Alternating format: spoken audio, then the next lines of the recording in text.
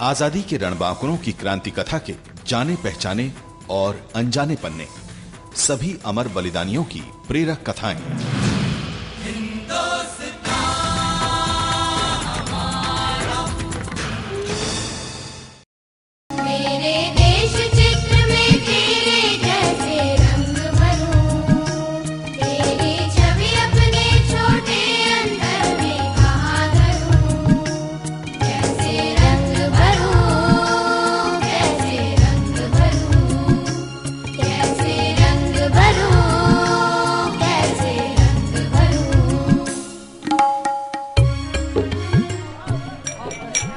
हाँ मुन्ना, आपको और कुछ चाहिए भाई? चावल या रोटी? अरे नहीं गजभिया काका, बस।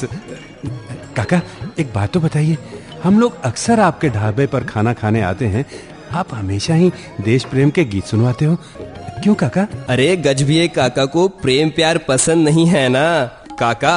इस तरह के गीत लगाकर कहीं आप अपने परिवार से दूर रहने के गम को कम तो नहीं करते? नंदी बात। अरे ये तोता भी हमें डांट रहा है। मेरे बारे में कोई कुछ भी कड़वा बोलेगा तो ये डांटेगा ही है। तो तोता राम जी, गजभिया काका प्रेम भरे गीत क्यों नहीं लगाते? देश प्रेम बड़ा है, देश प्रेम बड़ा हैं?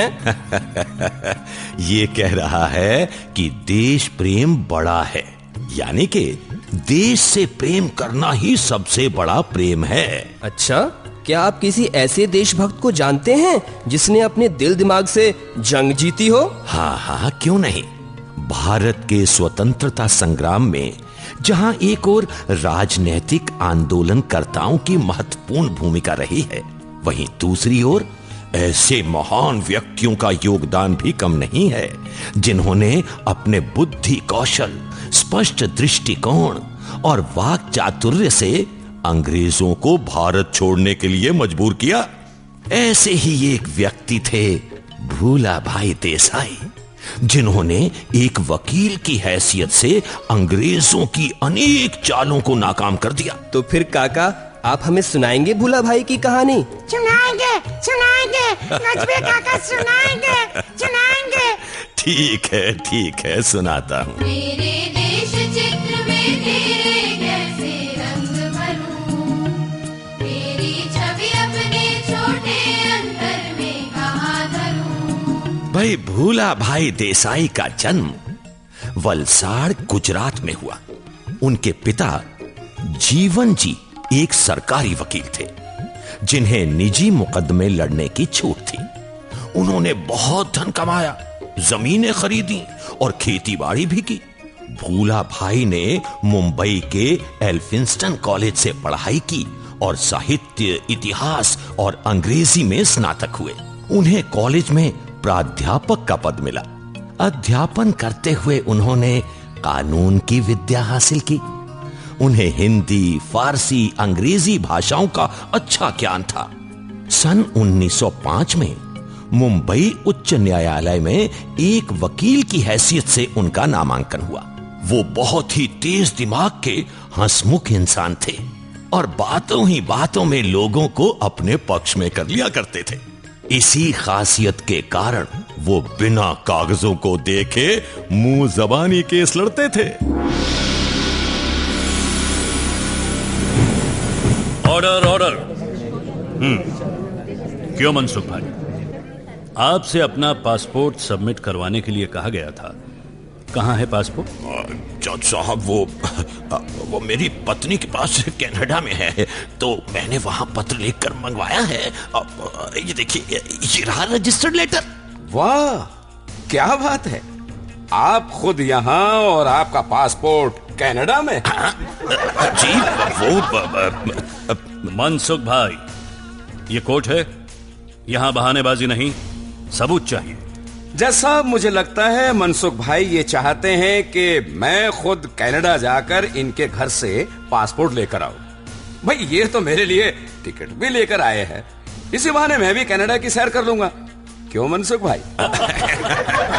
ऑर्डर। जी, वो आप मेरे लिए टिकट लाए हैं या अभी खरीदनी है? जी, चलिए छोड़िए, मुझे पैसे दे दीजिए, टिकट मैं स्वयं ही ले लूंगा।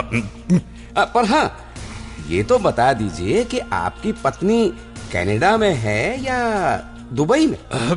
भाई पिछली बार आपने कहा था कि वो दुबई गई हुई है, कनाडा या दुबई?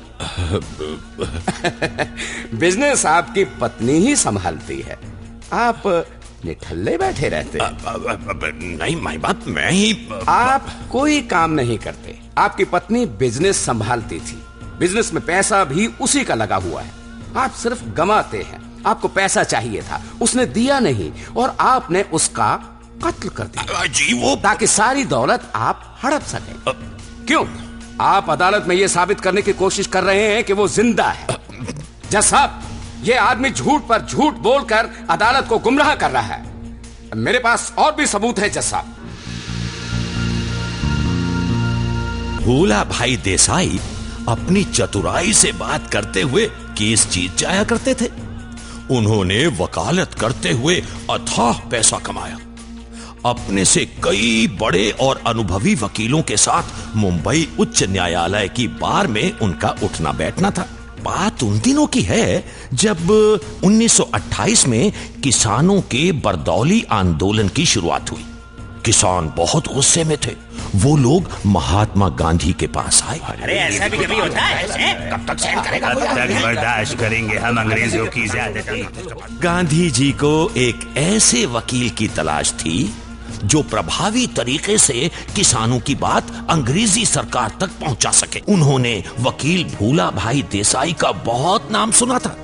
इसके लिए उन्होंने भूला भाई को अपने ऑफिस आने का निमंत्रण भेजा।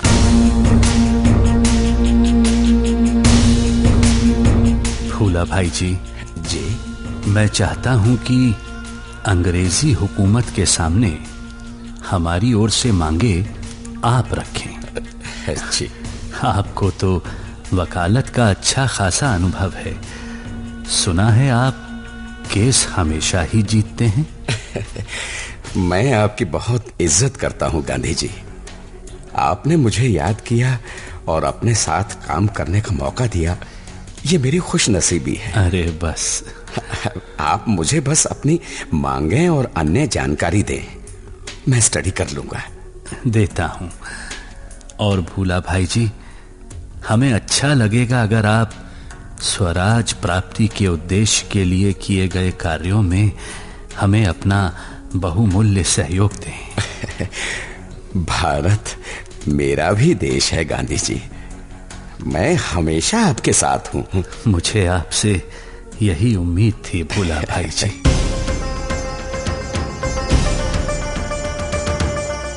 भूला भाई ने किसानों की मांगों को इस कुशलता से पेश किया कि सरकार को भूमि कर में संशोधन करना पड़ा, जब्त की हुई भूमि लौटानी पड़ी, साथ ही कैद किए गए किसान भाइयों को भी छोड़ना पड़ा।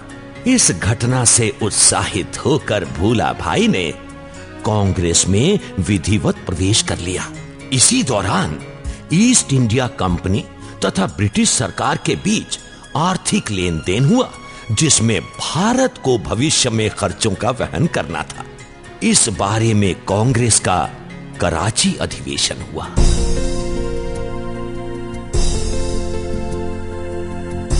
भूला भाई जी गांधी जी, आपने ईस्ट इंडिया कंपनी और ब्रिटिश सरकार के बीच आर्थिक लेन देन के बारे में विस्तार से पता लगाया? जी बापूजी।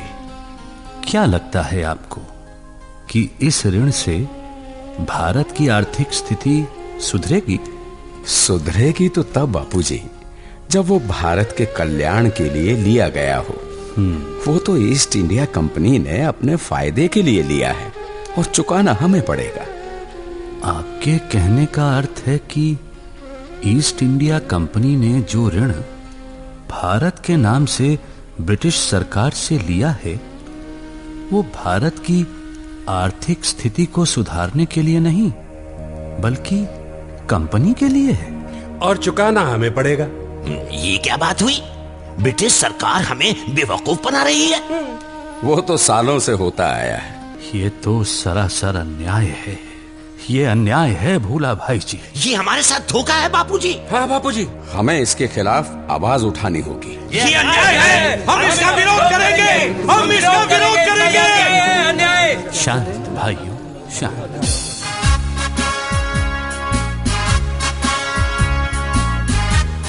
सन 1932 में अंग्रेजों ने भूला भाई को स्वदेशी सभा की गतिविधियों के लिए गिरफ्तार करके जेल भेज दिया। देश के लिए जेल जाने का ये उनका पहला अवसर था। पढ़े लिखे होने के कारण उन्हें उच्च श्रेणी का हकदार माना गया और उसी के अनुसार सुविधाएं दी गईं। वहां रहकर उन्होंने भगवत गीता और कानून की कई किताबें पढ़ डाली, मगर बाहर की दुनिया से बराबर कटे रहने के कारण वो अस्वस्थ रहे। उन्होंने अपने बेटे को पत्र लिखा। पुत्र, मैंने यहाँ बहुत सी किताबें पढ़ ली हैं। बाहर की दुनिया से दूर मैं बहुत परेशान हो जाता हूँ। हालांकि मुझे उच्च श्रेणी का कैदी होने की सभी सुविधाएं मिली हुई हैं, लेकिन यहां करने के लिए कुछ नहीं है, कोई उत्साह नहीं है। खाली खाली दीवारें, सूनापन, एक बंधी सी दिनचर्या, सब कुछ जैसे जड़ होता जा रहा है। पर सोचता हूं कि आजादी की राह में मेरा यह कदम तो उठना ही था। बेटा, मुझे सबके हाल बताना। गांधी जी, जवाहरलाल और सब लोग कैसे हैं?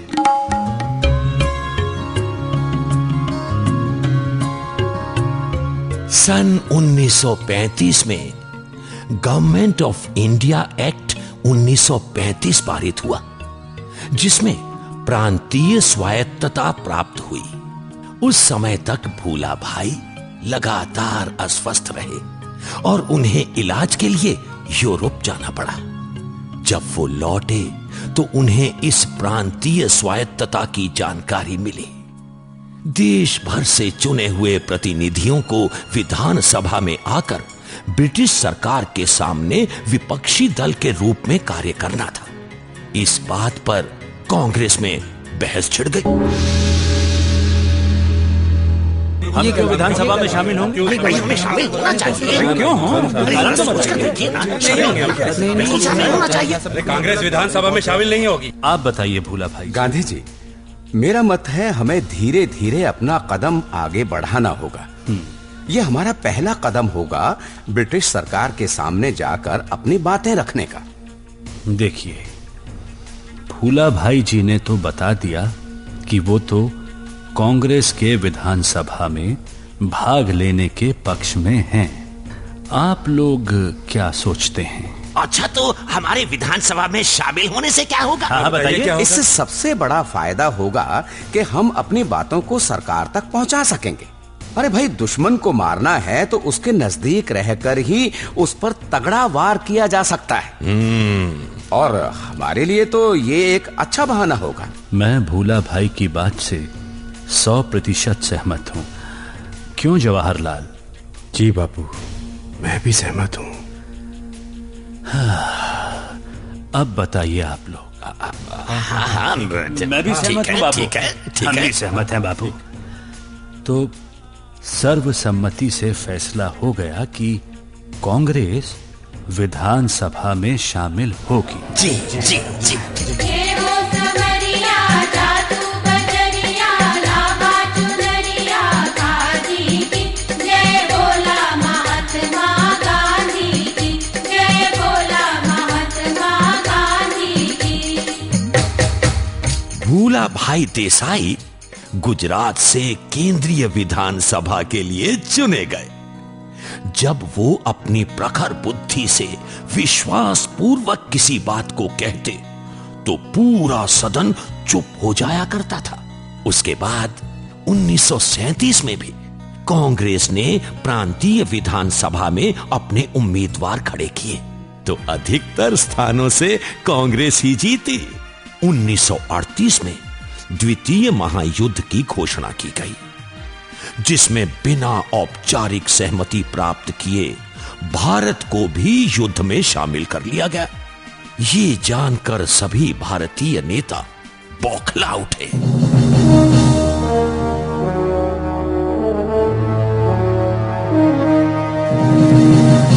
ये गलत है, ये गलत है। हमारा देश क्यों लड़े? ना बिल्कुल गलत है। हमारा देश क्यों लड़े? नहीं लड़ेगा हमारा देश। क्यों? Silent silent. इतना क्यों शोर मचाता है तुम लोग? सिंगल मैन बोले। तुम जनतंत्र का झूठा नारा लगाते हो। हम जनता के प्रतिनिधि हैं। हमारी सहमति के बिना भारत को द्वितीय महायुद्ध में शामिल क्यों किया गया? हाँ, क्यों किया गया? क्यों किया गया? हाँ, बोलो। चिल्लाओ मत। सरकार हमारी है, हम कुछ भी कर सकता है। ओके? तुम लोग ऐसा नहीं कर सकते, ये हमारा देश है। हमें आपसे जवाब चाहिए। जनता आपसे जवाब मांग रही है। ओफो, तुम लोग कितना चिल्लाता है। सिंगल पर्सन क्यों नहीं बोलता? ठीक है भोला भाई, आप बोलिए। बोलिए। ठीक है, हम आपसे ये जानना चाहते हैं कि जब भारत इस सेकेंड वर्ल्ड वॉर में पार्टिसिपेट नहीं करना चाहता तो उसे जबरन वॉर में इन्वॉल्व क्यों किया जा रहा है? क्यों हमारे देश के संसाधनों का इस्तेमाल किया जा रहा है? हमें नहीं चाहिए युद्ध, नहीं चाहिए किसी अन्य देश की बर्बादी। Look, this is an order by British government. हमें युद्ध करना ही होगा, ओके? ये महायुद्ध ब्रिटिश साम्राज्य के अपने मतलब के लिए हो रहा है। हम अपने बेगुनाह भाइयों को मौत के मुंह में क्यों डालें? इस मुद्दे के सभी बजट को रद्द किया जाए। हम सब इसका विरोध करते हैं। हाँ, विरोध करते हैं, बिल्कुल विरोध करते हैं। Shut up! I say shut up. कुछ वापस नहीं होगा। Decision has been taken. We don't want any argument. Understand? No, we don't want to understand these things. Shut up! Shut up! Shut your mouth! Walk out!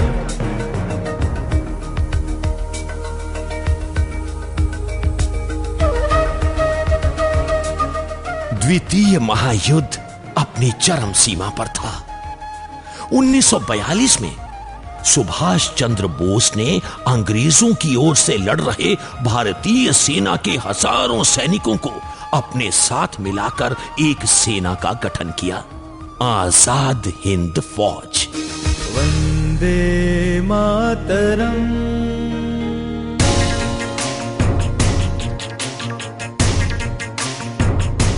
हम चाहते हैं कि आजाद हिंद फौज अर्थात आईएनए की लीडरशिप में जापानी फौजें भारतीय सीमा पर तैनात ब्रिटिश सेना पर आक्रमण करें।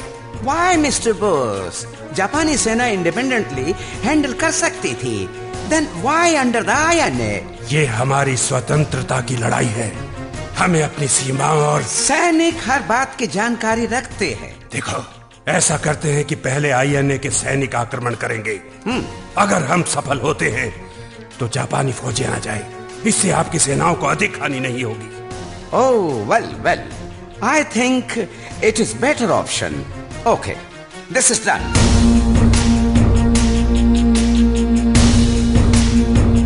गांधी जी रिहा हो चुके थे। इधर मुस्लिम लीग और कांग्रेस अपने अपने उसूलों पर टिके किसी प्रकार का समझौता करने को राजी नहीं थे।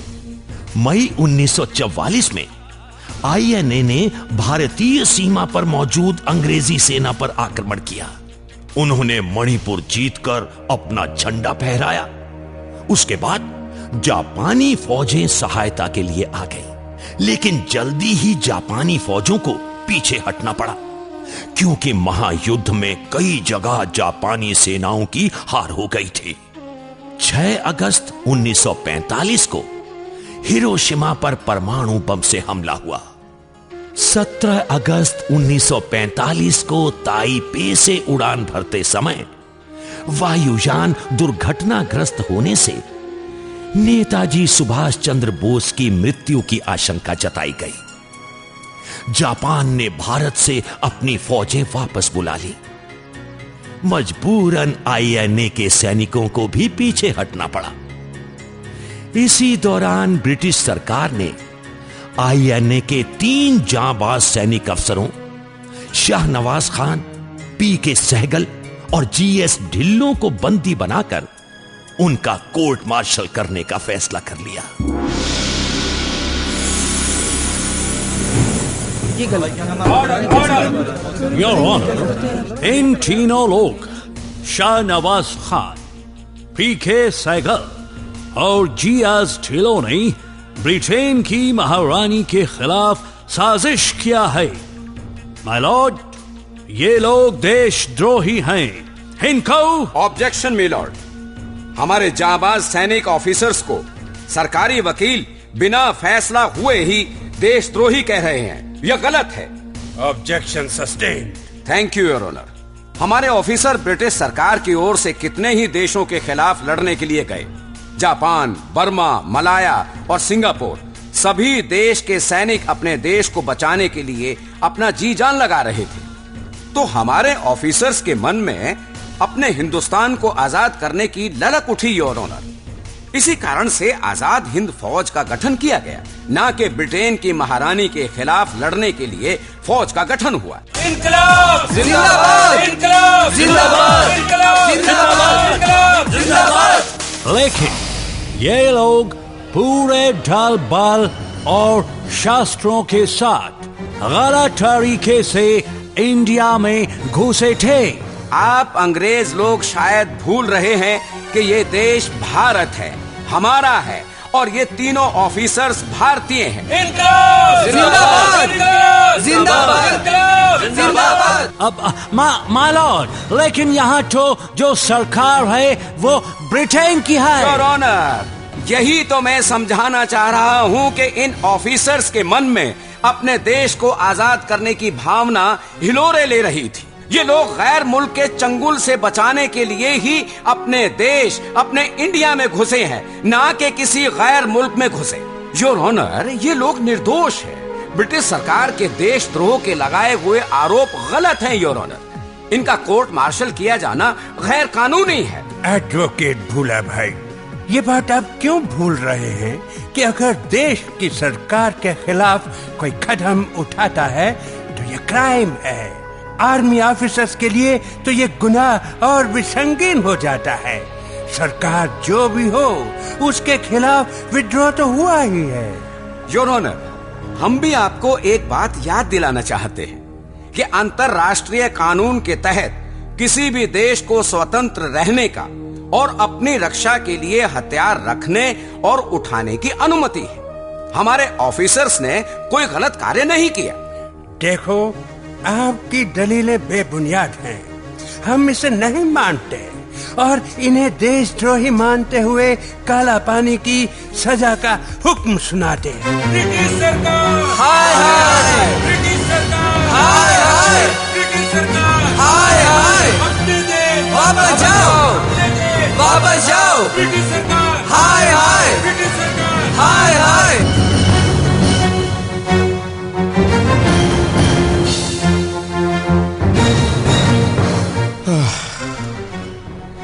माफ करना दोस्तों, मेरी कोशिश नाकाम रही।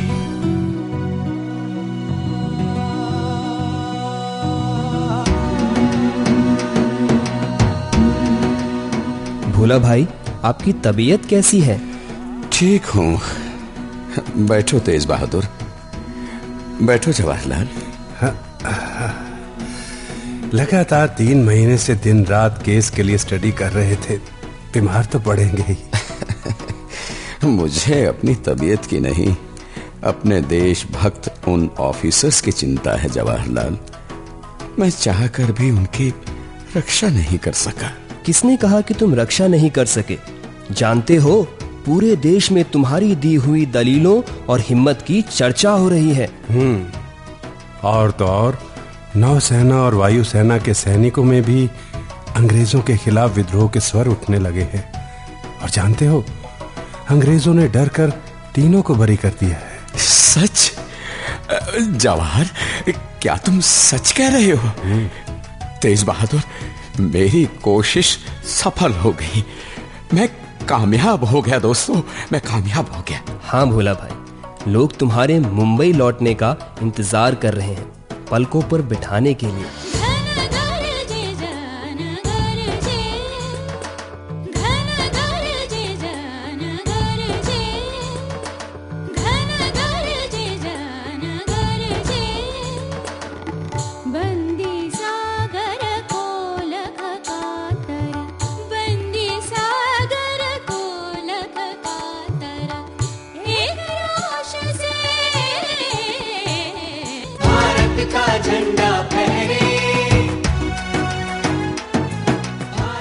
इस ऐतिहासिक केस लाल किले का मुकदमा के बाद तो भूला भाई को बच्चा बच्चा जानने लगा होगा, है ना गजभिये काका? हाँ, मगर इस मुकदमे में अपनी जान झोंकने का असर उनका शरीर झेल नहीं पाया और स्वतंत्रता प्राप्ति के कुछ महीने पहले 6 मई 1946 को देश के ये महान वकील, स्वतंत्रता सेनानी भूला भाई देसाई सदा सदा के लिए अमर हो गए। सही कहा है आपने गजभिये काका।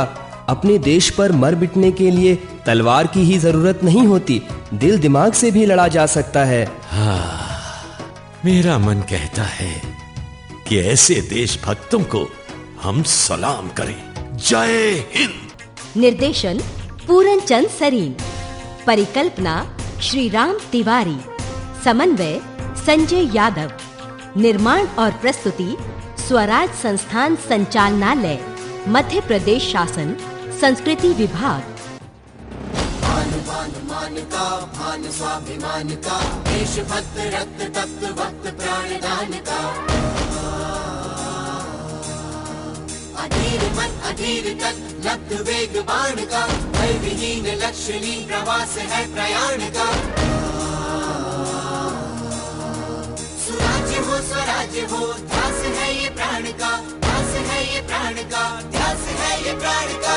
दिल मिलाया दम्भ जो विरोध जन्म ले रहा, कुचल दिया था स्वाभिमान जिंदा फिर से हो रहा। जननायक, स्वाधीनता संघर्ष की महागाथा।